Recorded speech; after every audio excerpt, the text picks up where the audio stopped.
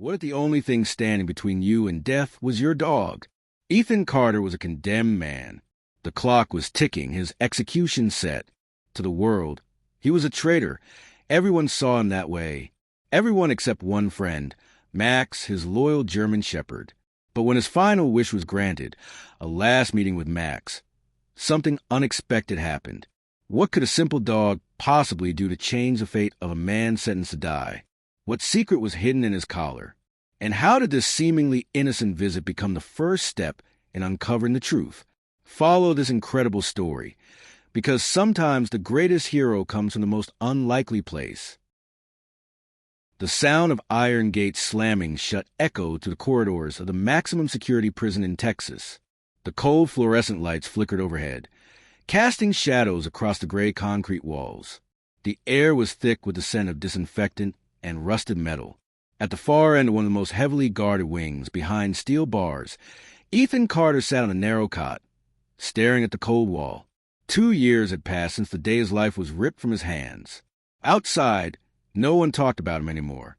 But inside that cell, every detail of the fateful day when everything fell apart remained painfully vivid. It had started as an ordinary morning. Steam still rose from the coffee mug on his desk. Computer monitors glowed with streams of code and data, and the usual office chatter filled the air. At Titan Cyber Systems, where he worked as a cybersecurity specialist, the atmosphere was tense. A potential digital attack on federal servers was under investigation, and Ethan was reviewing access logs to identify vulnerabilities. Then, the emergency alarm blared. The doors locked automatically. Confused glances were exchanged among colleagues. Heavy footsteps followed. Men in black tactical gear stormed the floor. Armed federal agents spread through the office. Rifles aimed at everyone. Chaos erupted. Files were confiscated. Computers forcefully shut down. Employees shouted as they were frisked. Ethan had no time to react. Before he could process what was happening, he was slammed against his desk, his arms twisted behind him, cold metal cuffs snapping around his wrists. The charges were clear: treason and espionage. The press was already outside.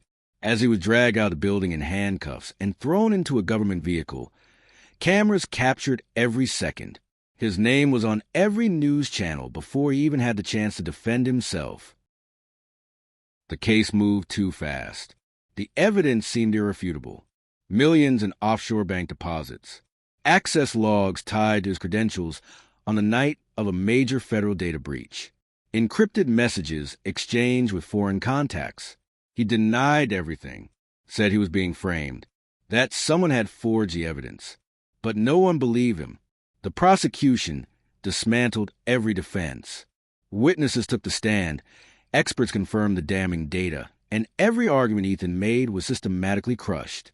The jury and the judge had already made up their minds before he even gave his final statement. The verdict hit like a death sentence because it was guilty, death penalty. Within a year, Ethan was erased from society. His name became synonymous with treason. His face, once respected, was now the face of a man who betrayed his country. Now, only 3 days remained.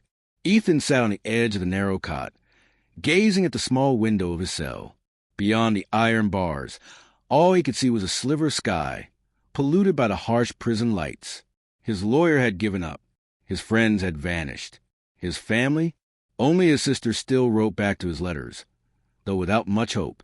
His final request was simple: to see Max, his dog, the German shepherd he had raised since he was a puppy. The only thing left from his old life. What Ethan didn't know was that this farewell would change everything. The cell was dark and cold. Ethan felt the weight of time slipping away. 3 days. His body was trapped within those concrete walls. But his mind wandered, reliving every detail the night his life was destroyed. He knew something was wrong. Outside, life went on. To the world, he was already dead. But someone still believed in him. Hundreds of miles away, in an office lit only by the glow of a computer screen, Sarah Mitchell, a criminal defense attorney, studied the case as if her life depended on it. Sarah sat at her desk, surrounded by stacks of documents, photos, and hastily scribbled notes on crumpled Post-its. The clock on her screen read 3:47 a.m., but sleep was the last thing on her mind.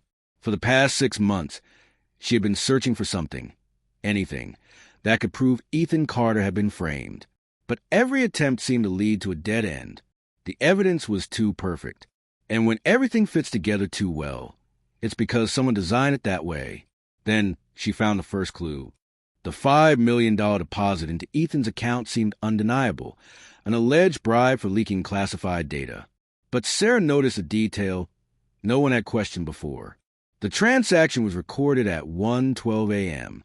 At that exact time, Ethan was home, and security cameras from his apartment building confirmed it. If he was home, then who accessed his account? A chill ran down Sarah's spine. If there was one mistake, there had to be more.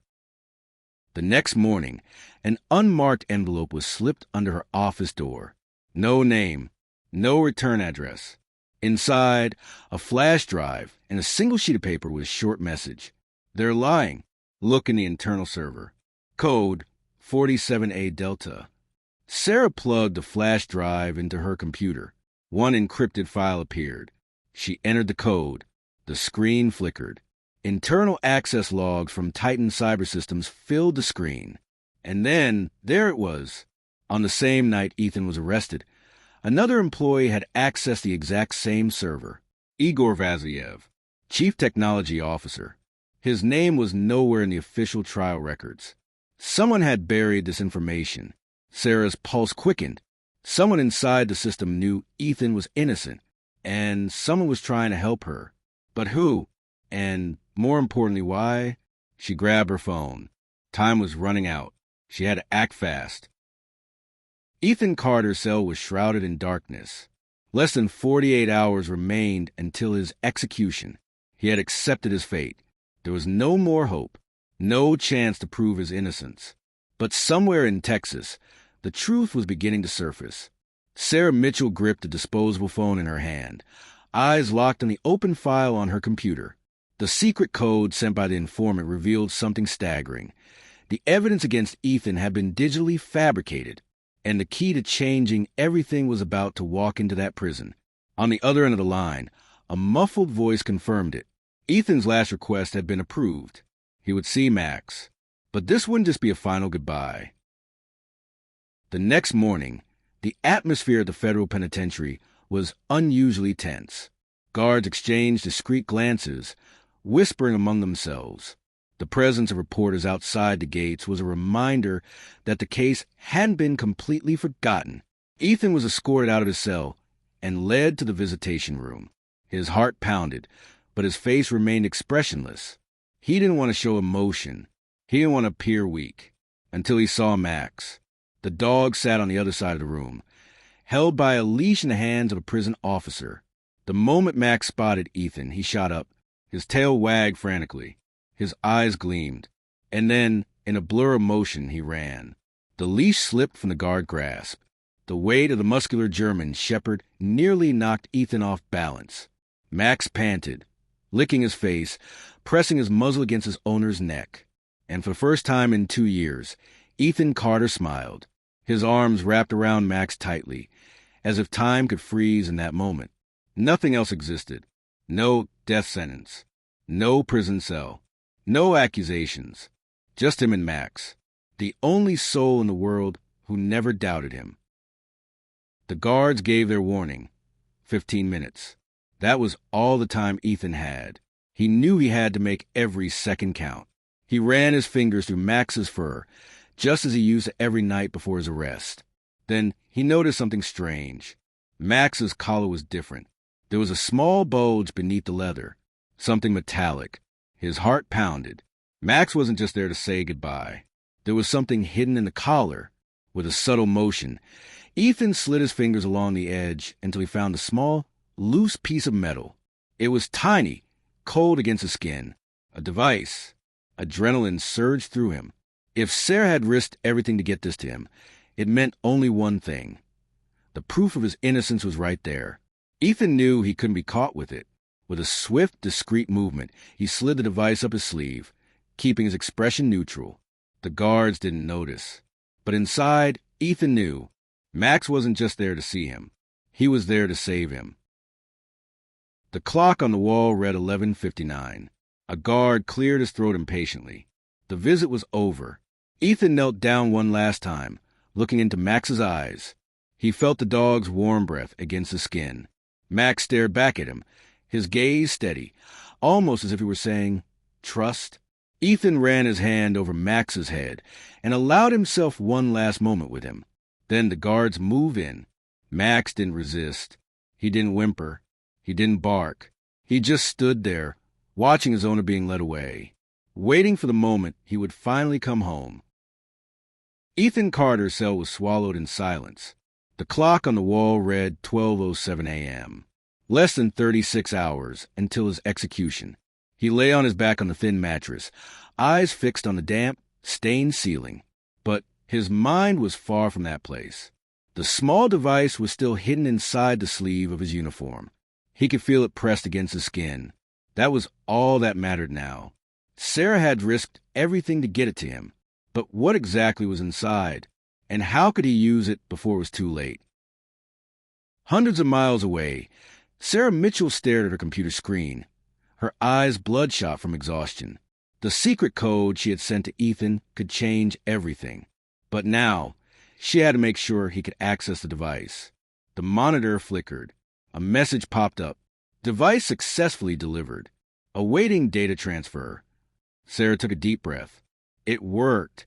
Now, only one thing remained. She had to make sure the world knew the truth before Ethan died. In the prison, footsteps echoed down Ethan's corridor. The steel door swung open. Jack Miller stepped in. A veteran guard, Jack was one of the few who still treated Ethan like a human being. But more than that, he was a man who saw injustice and refused to ignore it. Jack glanced around, ensuring no one was nearby. Then he whispered, "I think you got something you need to see." Ethan didn't hesitate. He rose from his cot and followed the guard to the prison corridors, dodging security cameras at the right moments. They slipped through a side door. Jack pulled out a keyring, unlocked it, and they stepped inside. A small administrative office. Outdated computers. Stacks of paperwork. But it would do. Ethan sat at a monitor. His hands were steady as he plugged in the device. The screen flickered. Lines of code filled the display. Then the files opened, and the truth exploded before his eyes. What did Ethan find? Will he really get his death penalty? Before we continue, like the video, subscribe to the channel, and turn on notifications to hear more stories like this. There were fake financial transactions, tampered access records, edited security footage, and at the center of it all, one name, Robert Calloway, CEO of Callaway Tech, one of the biggest players in tech and defense, a major government contractor. Ethan felt his blood turn to ice. The entire case against him had been fabricated. The records proved that Calloway and his associates had used Ethan as a scapegoat to cover up a high-level intelligence leak. They needed him executed before anyone could uncover the truth. Now, he had the truth in his hands. But how was he going to get out in time to use it? Jack peered over Ethan's shoulder, his expression dark. Is this what I think it is? Ethan closed his eyes for a moment. When he opened them, his voice was firm. This can save me. Jack nodded, but his face remained grim. Then let's hope it's fast enough. He shut down the monitor, slipped the device back into Ethan's uniform, and opened the door. The clock was ticking. By morning, Texas woke up to a scandal. Death row inmate might be innocent? Billionaire executive tied to federal conspiracy? Execution set for tomorrow, but new evidence could change everything. The story was everywhere, and the more people knew, the harder it would be to silence them. Across the city, Robert Calloway sat in his office, an untouched glass of whiskey on the table. He watched the headlines, his jaw clenched. This could not be happening. He grabbed his phone and dialed a number. Fix this. Sarah Mitchell rushed through the courthouse halls. A thick envelope of documents clutched to her chest. This had to reach the governor. Ethan was still in prison, still set to die. But now, she held the power to stop it.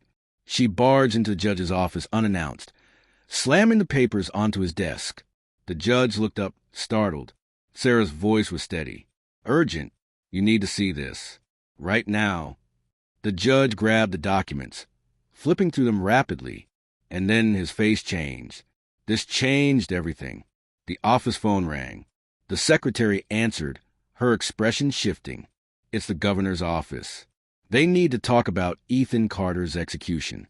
Immediately, Sarah felt a chill run down her spine. Everything was now in their hands, and the clock was still ticking. The clock on the prison cell wall read 8 hours until execution. Ethan Carter sat on the edge of his cot, elbows resting on his knees, staring at the cold concrete floor. The silence around him was deafening. Each second stretched endlessly. Hope existed. He knew Sarah was out there fighting for him, but the system had never been on his side. What if it wasn't fast enough? His eyes drifted to the small slit of a window. The sky was overcast, gray, a perfect day to die. Footsteps echoed down the hallway. The cell door swung open. 2 guards stood before him, but something was wrong. They were armed. Ethan rose slowly, feeling his heart race. One of the guards motioned for him to step out. Let's go. Ethan hesitated. Where? No answer. He locked eyes with them. Their cold, emotionless stares. This wasn't standard protocol. Before he could react, he felt the butt of a rifle slam into the side of his head. The world went dark. Sarah Mitchell sat in the courthouse, her leg bouncing anxiously under the table. The governor of Texas was reviewing the evidence. That was a good sign. But something felt off. Her phone vibrated. A message from a prison contact. They're moving Carter ahead of schedule. Something's wrong. Not protocol. Sarah's blood ran cold. They were trying to silence him. She grabbed the case files and bolted from the room. She had to reach the governor before it was too late. Ethan opened his eyes. His vision was blurred. His head throbbed. Then he realized he was lying down, arms and legs strapped down, the execution table. His chest rose and fell in panic. No, not like this. He tried to pull his arms free, but the restraints wouldn't budge. Beyond the glass window, 6 prison officials watched in silence. In the corner, a doctor prepared a syringe. This was it. If Sarah didn't reach him in time, he would die. Sarah burst into the governor's building, nearly knocking over the door. I need to see the governor, now. The secretary jumped up, startled. He's in a meeting, you can't. Sarah slammed the case file onto the desk. If not now, an innocent man will die. The office door swung open. A staffer appeared, confused. Sarah spun to face him, desperation in her voice. They're executing Ethan Carter right now. The governor needs to intervene. The staffer went pale. He turned to the secretary. Get the prison on the line. Now! The secretary picked up the phone. Nothing. The lines were dead. The staffer tried his own phone. Dead. Sarah's stomach twisted. Someone inside the government was sabotaging communication.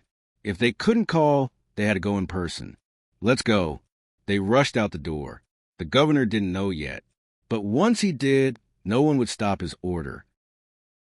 Inside the execution chamber, the doctor stepped forward. The syringe was ready. He reached for the 4-line, his fingers steady. Ethan Carter, do you have any last words? Ethan took a slow breath. If this was his final moment, he wouldn't beg. He lifted his gaze. You're killing the wrong man. The warden didn't react. He simply gave the signal. The doctor pressed a plunger. Liquid began to flow down the intravenous tube. The execution room doors burst open with a thunderous crash. 2 federal officers stormed in, holding an official document. Order to halt execution. Stop immediately.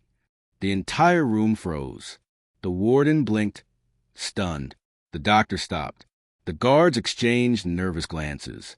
The 4-line was disconnected. A heavy silence hung in the air. Ethan blinked slowly. He was alive. At the same time, across town, a massive federal operation was underway. Police swarmed Callaway Tech's headquarters.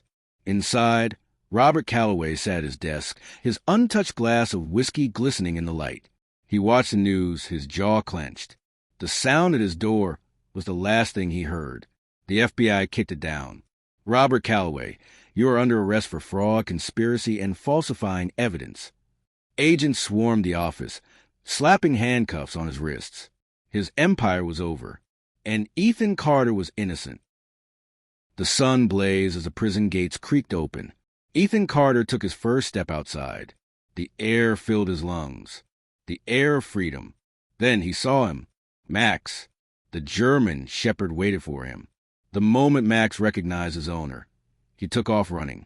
Ethan dropped to his knees, arms wide open. Max leaped onto him, licking his face, whining as if he understood everything.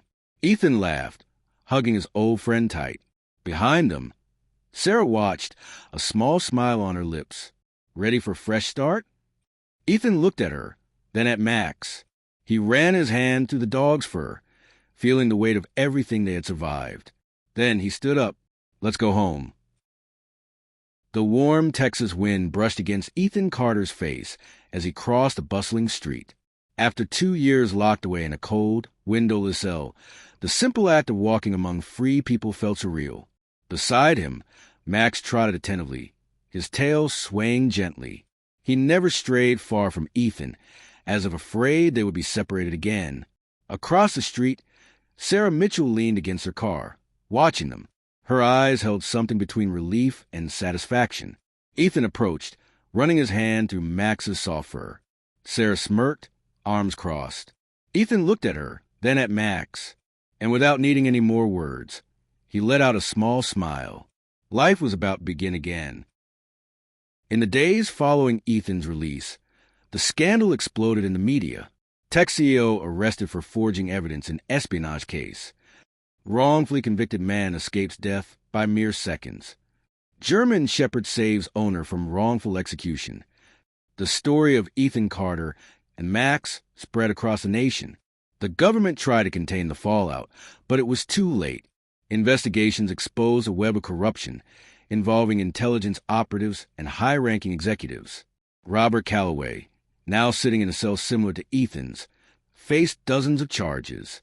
But for Ethan, justice wasn't just about putting the guilty behind bars. It was about reclaiming lost time.